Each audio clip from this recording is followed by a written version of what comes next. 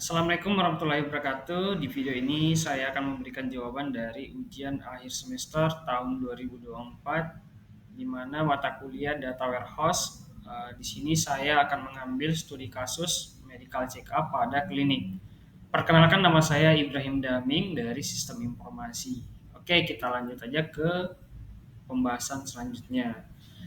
Tujuan pembuatan data warehouse. Yang pertama, mengintegrasikan data berbagai sumber. Data warehouse memungkinkan pengumpulan data dari berbagai sumber seperti rekam medis, elektronik, hasil laboratorium, dan administrasi ke dalam satu sistem yang terpusat.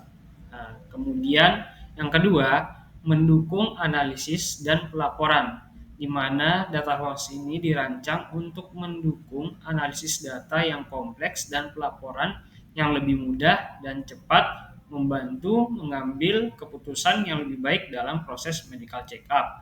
Apakah nanti tujuannya misalnya untuk kebutuhan bisnis ke depannya atau digitalisasi marketing itu bisa untuk menganalisa data yang kita sudah olah di data warehouse seperti itu ya. Kemudian manfaat data warehouse untuk medical check up. Pertama, meningkatkan kualitas layanan, di mana analisis data yang lebih baik, klinik dapat mengidentifikasikan area untuk perbaikan, meningkatkan kualitas layanan yang diberikan kepada pasien. Kedua, pengambilan keputusan yang lebih cepat. Data tersimpan dalam data warehouse dapat diakses dan dianalisa dengan cepat, sehingga memungkinkan pengambilan keputusan yang lebih tepat waktu terkait perawatan pasien dan operasi klinik. Nah, ini salah satu di antara manfaat penggunaan data warehouse ya. Kemudian kita masuk ke perencanaan atau mulai proses pembuatan model data warehouse. Yang pertama, kita harus mengidentifikasi kebutuhan data, di mana kita identifikasi sumber data. Nah, di sini saya karena menggunakan studi kasus medical check up, jadi saya berhubungan yaitu dengan data-data pasien. Misalnya, nah di sini saya sudah ambil contoh, kemudian datanya itu rekam medis, di mana sumber utama data medis pasien yang mencakup riwayat pasien, riwayat kesehatan, hasil pemeriksaan, diagnosis, dan catatan perawatan. Kemudian ada namanya sistem informasi manajemen klinik. Kalau di rumah sakit biasanya namanya SIMRS. Nah, di mana data ini sangat kompleks ya, di mana ada data jadwal kayak jadwal pasien, kemudian dokter, penagihan, dan inventaris, fasilitas klinik lainnya, dan sejenisnya. Kemudian data yang dibutuhkan untuk medical check up. Nah, di sini sudah ada data yang sudah saya siapkan juga. Yang pertama itu data pasien, di mana data pasien ini mengandung data seperti nama, usia, jenis kelamin, alamat, atau nomor RM pasien dan kontak pasiennya. Kemudian ada data hasil check up, di mana data hasil pemeriksaan kesehatan, termasuk pemeriksaan tekanan darah, kadar gula darah, atau hasil tes laboratorium, kemudian diagnosa dokter, juga nanti ada hasil ronsen atau radiologinya, USG gitu ya. Kemudian ada data dokter, di mana data dokter ini berisi informasi mengenai dokter yang melakukan check up seperti nama dokter, spesialis, terus apa aja yang diinput, kemudian jadwal dan pengalaman. Kemudian lanjut ke data fasilitas, yaitu informasi tentang fasilitas klinik yang digunakan seperti nama fasilitas, lokasi, dan peralatan medis yang tersedia.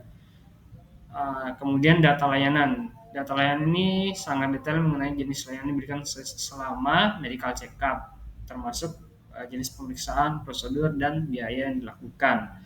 Oke, kita lanjut ke bagian analisa kebutuhan informasi. Nah, terkait tadi, kita kan sudah mengumpulkan beberapa data. Nah, kemudian kita menganalisa data dan informasi, kemudian laporan nanti itu mengenai jumlah laporan itu kita evaluasi, analisa seperti laporan mengenai jumlah pasien yang melakukan medical check up, jumlah pasiennya, kemudian jenis paket medical check up-nya, kemudian ada laporan mengenai jumlah keluhan sakit, jenis keluhan sakit atau diagnosa ya. Kemudian laporan mengenai jumlah pasien yang fit, unfit, atau melakukan perawatan lanjutan seperti itu. Lanjut prosesnya. Nah, kita tahu dulu prosesnya seperti apa, di mana bagian registrasi pasien ini yang dilakukan adalah proses yang dimulai dari registrasi pasien, yang pasien datang dan mendapatkan ID, pasien melakukan pemeriksaan tensi atau pemeriksaan fisik ya. Kemudian dokumen yang digunakan meliputi berkas MCU, sedangkan data yang digunakan adalah data ID pasien, nama pasien, tempat lahir, kemudian tanggal lahir, jenis kelamin, alamat, terus nomor telepon, pengirim, dokter, tensi, dan berat badan. Nah, lanjut untuk proses pemeriksaan fisik yang dilakukan oleh dokter ya. Kemudian proses pemeriksaan ini yang dilakukan oleh dokter umum. Kemudian dokumen yang digunakan adalah MCU, kemudian ada pasien yang sudah terregistrasi, sedangkan data-data yang digunakan adalah data pasien umur, lama bekerja, riwayat medis, mulai dari data-data pemeriksaan fisik ya seperti itu. Kemudian ada namanya riwayat vaksin, riwayat pekerjaan atau kaitan dengan fisik, kemudian biologi, kaitan dengan kimia, psikologis, ada riwayat kesehatan keluarga dan pemeriksaan fisik lah seperti itu. Oke, kita lanjut memilih grind. Nah, di sini juga harus kita tahu dalam memilih grind karena juga penentu juga nanti ketika kita ingin membangun data warehouse.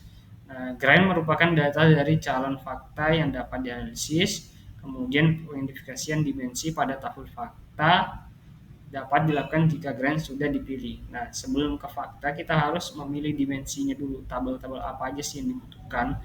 Nah, di sini ada dua saya fokuskan, yaitu pasien, mempresentasikan fakta dari data histori pasien 5 tahun terakhir. Nah, ini periodenya 5 tahun terakhir. Kemudian ada pemeriksaan umum. Di sini mempresentasikan fakta dari data pemeriksaan umum dalam waktu 5 tahun terakhir, sama ya periodenya. Oke, kita lanjut. Nah, ini untuk tabelnya, contoh laporannya seperti ini. Nah, di sini ada dimensi pasien, dokter, waktu, divisi, kemudian riwayat medis. Nah, di tabel grind ini ada A, B, C, D, E, F ini keterangannya, yaitu kalau A jenis penyakit, terus B total pasien yang memiliki penyakit atau keluhan sakit, kemudian bagian kolom C itu jumlah penyakit.